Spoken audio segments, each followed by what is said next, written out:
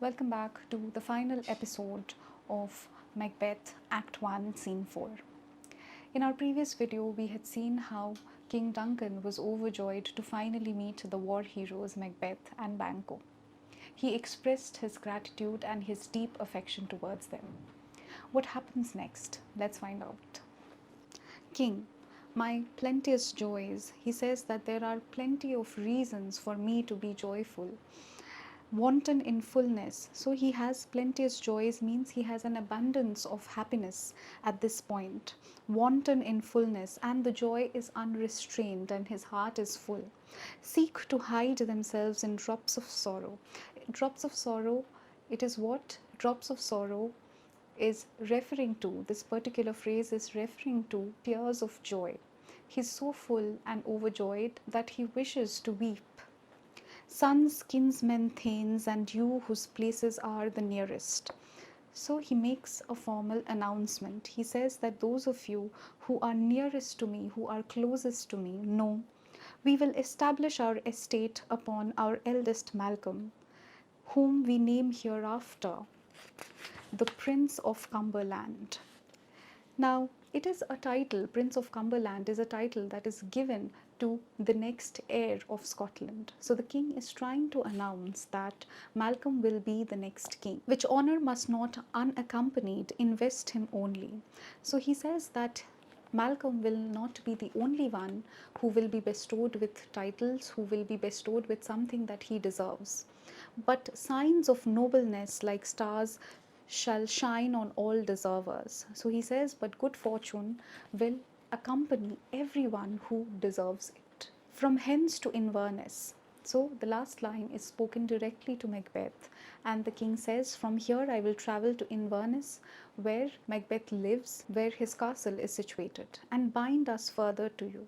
And this journey the king has planned to stay in Inverness, and this stay will bind them together, that will bring them closer, bring the king and Macbeth closer. Macbeth, the rest is labor which is not used for you. What does it mean? It means that Macbeth says only service to Duncan is important.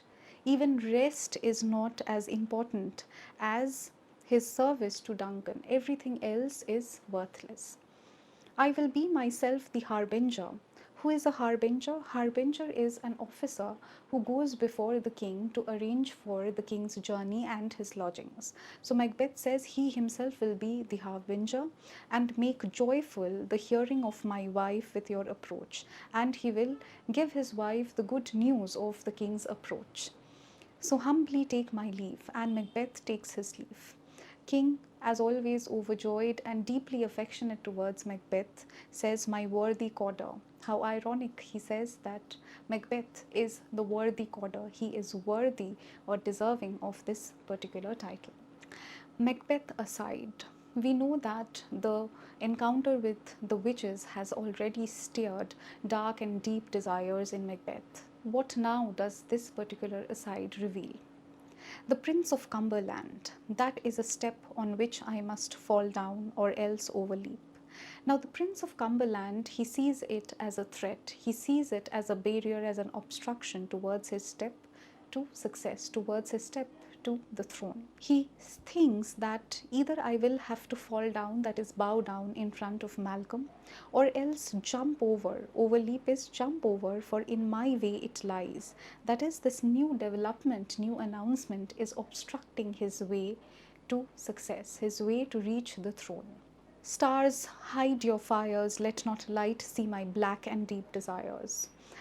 So he is already contemplating murder, he is already contemplating things that he knows, he is aware that is morally not correct. So he asks the stars to hide their fires so that no one can witness or see his dark desires.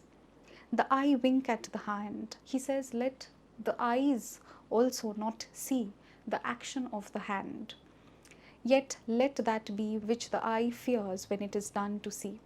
And look at the dilemma. He says that, and let the action be so fearful that even once it is done, the eye is fearful to look at it. So there is a sense of fear, there is a sense of dilemma, but there is also this overwhelming ambition and desire to achieve, which he himself knows is not morally correct. King, true worthy Banquo, he is full so valiant. So we understand that while Macbeth was engrossed in his own thoughts, Banquo was perhaps praising Macbeth. The king says, true, it is true, worthy Banquo, he is full so valiant. That Macbeth is truly valiant, he is truly courageous and brave. And in his commendations I am fed. And the king says that the praise that I hear of him, in that I am fed, I am nourished.